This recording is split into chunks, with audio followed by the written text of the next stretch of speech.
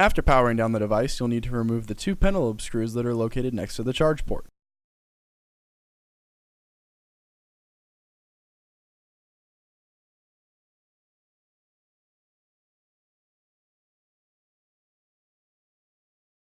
Once the screws have been taken out, you can slide an opening tool in between the plastic frame of the screen and the metal back housing. You'll then want to twist the tool slightly to unseat the bottom of the screen, and then proceed to do the same on the other side of the home button. This should unseat the bottom of the screen, but before opening it entirely, you'll have to remove the bracket that holds the clip in for the home button and unclip the flex as well. The phone can then be opened the rest of the way by folding it upward.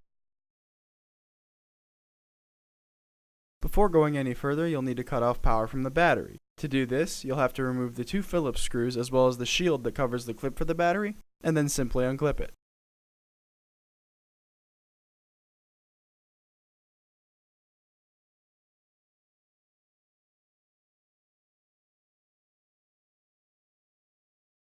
Now that the battery is unclipped, you can begin to remove the display. You can start by removing the four Phillips screws that secure this plate on.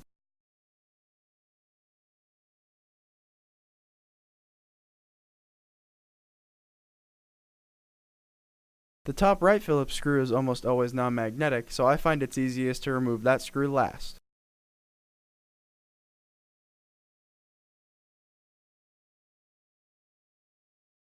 To detach the display from the phone, unclip the flex cables in the following order: the flex for the front camera assembly, the flex for the digitizer, and finally the flex for the LCD.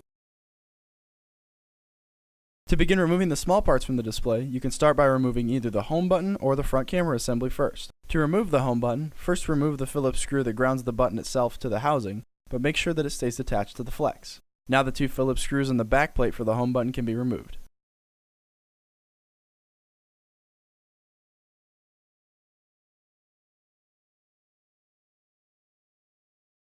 To remove the button itself, first push the button through from the other side with your finger, which should allow you to easily unadhere the flex from the frame the rest of the way.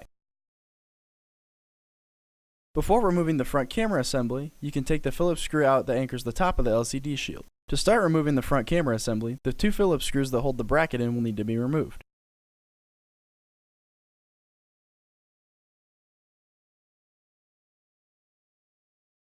To remove the bracket itself, you'll have to unclip the hook on the right side of it, which will mostly free it. Pulling it up and to the right should unseat it completely. The ear speaker should slide out very easily as well.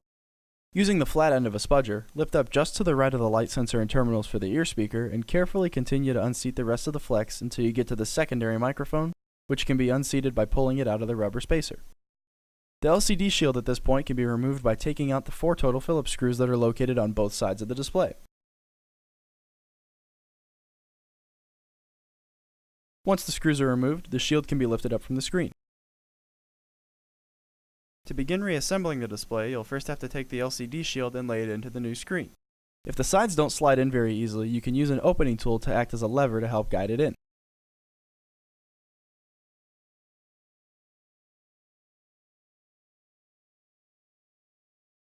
You'll then need to replace the four Phillips screws that we just took out.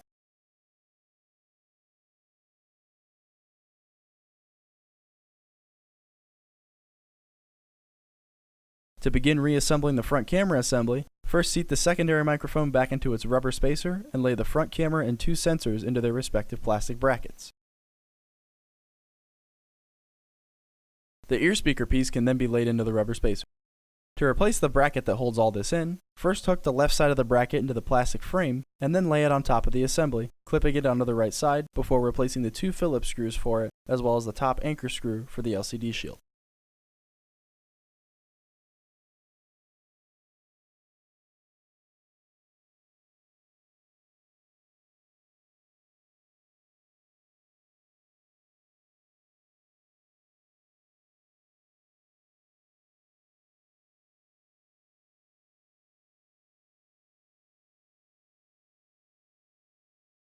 To fully secure the home button back in, simply lay it onto the glass and replace the back plate and two Phillips screws.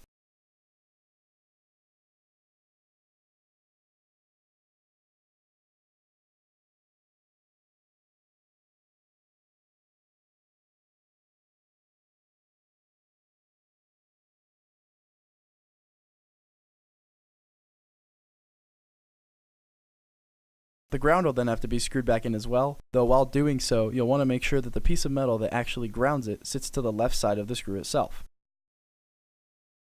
To reattach the display to the phone, you'll have to sit the clips in the following order: the flex for the digitizer, the flex for the LCD, and finally the flex for the front camera assembly. Once the clips are fastened, the shield and its corresponding screws can be replaced.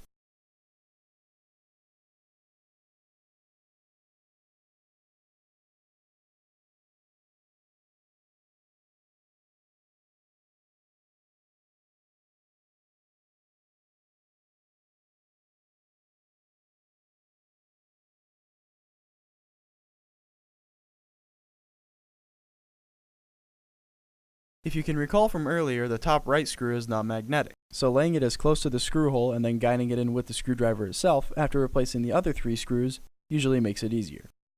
After the screen is attached, the battery can be clipped back in and the shield and the corresponding screws that go with it can be replaced as well.